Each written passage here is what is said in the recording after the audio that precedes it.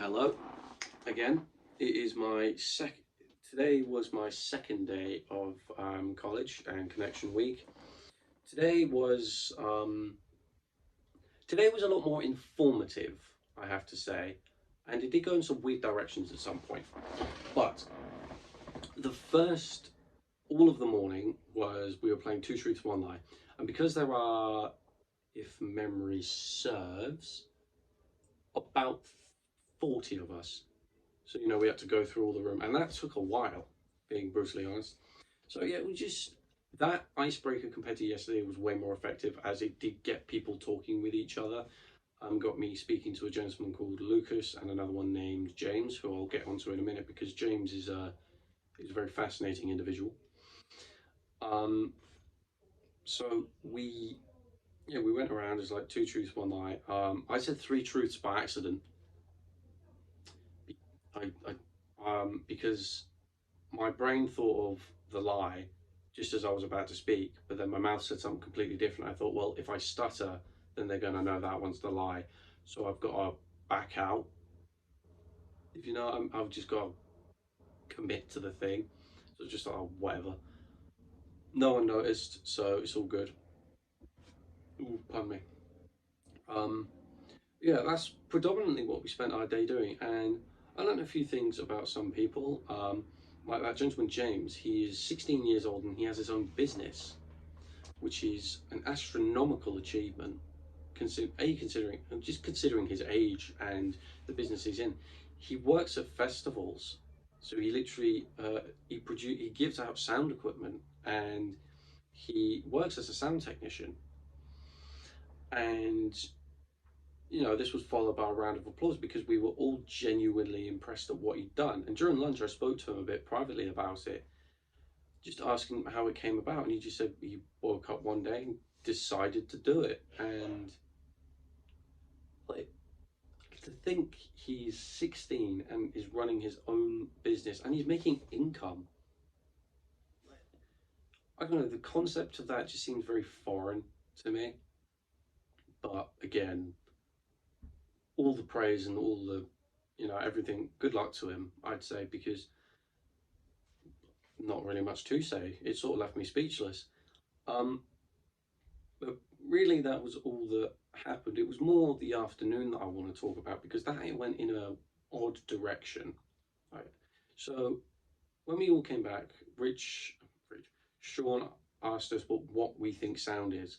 So I gave the physics answer. It's a wave caused by vibrations of atoms and objects, and pretty much everyone else said the same. And he was just like, yeah, correct. And pretty much we spoke about frequency, hertz, and decibels. Well, a brief section on decibels. And he showed us how frequency affects things. He showed like a string and how all objects want to resonate at a certain frequency.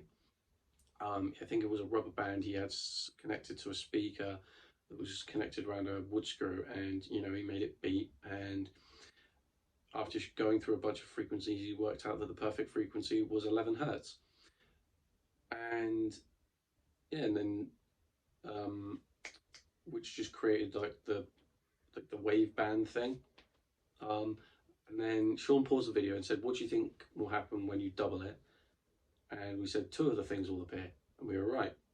And it just went woo, woo, woo, and more and more and more, and so on and so forth. So 11, 22, 33, 44, 55, 66, and so on and so forth. It just went up in 11s. I'm guessing until the frequency was too much, and then the rubber band just went, no, there we go, just snapped. But that made me thinking. Actually, that made me think, and I researched my own little thing on it. I wanted to work out what the frequencies of the open note strings are for a guitar. And I did. Unfortunately, I can't remember them off the top of my head right now. I believe an open low E is 81. No, 82, sorry. I was looking up to see how many hertz would be required to break the string, but unfortunately I couldn't find anything, which is a shame because that would be genuinely interesting. I did find out something random, like if you put 12 pounds of force on a string, on a thick low E bass string, that will cause it to snap, which 12 pounds of force is a lot. That's like the weight of an average human being. I think that might be wrong, or the unit of measurement I'm using is wrong, because 12 pounds is a lot. And yeah, E strings are thick, but they're not that thick. Like 12 pounds, actually, now that I think about it, that's nearly a stone in weight. It might be correct, it might not be. I'd have to look into it further, which I might, to be fair. But as the thing went on, it went more scientific. Started talking about Pythagoras, Fibonacci, the Fibonacci sequence, pi, uh, fractal shapes, and like how vibrations are our own way of touching into the fabric of the universe. And Sean's look on it was very unique. Um, Musically, I mean, because he said, as I mentioned a second ago, that music is our own way of tapping into the fabric of the universe. It can make you feel happy, sad, empowered, adrenaline, like filled with adrenaline, devoid of adrenaline. And I'll be honest, I didn't understand any of it. His take on it was so unique, I just couldn't understand. I tried my best, however, but I jokingly said at the end, I didn't think I need a quantum physics degree to understand, because it delved into quantum physics and atoms. And I was just blown away at the level of in-depth and intensity that Sean took into this. I guess it just shows his passion towards music as a whole.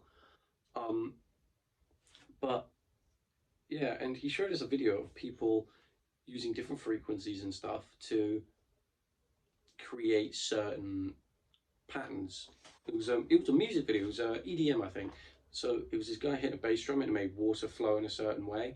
He had this. I don't know what it's called. I'm going to call it a vibration board, because it was a board that made vibrations or affected to vibrations.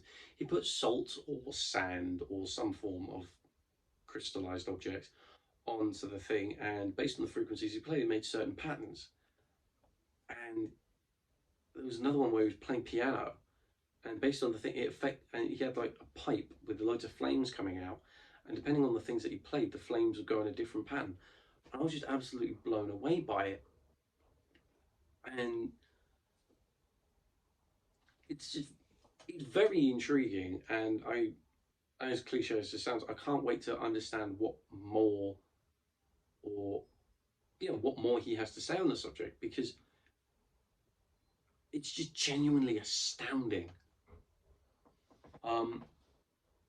Yeah, that's really all I have to talk about for the second day. These Connect Week videos are going to be short. I only have one more left, but I'm going to go and try and go into more in-depth once the actual college term dates start. Well,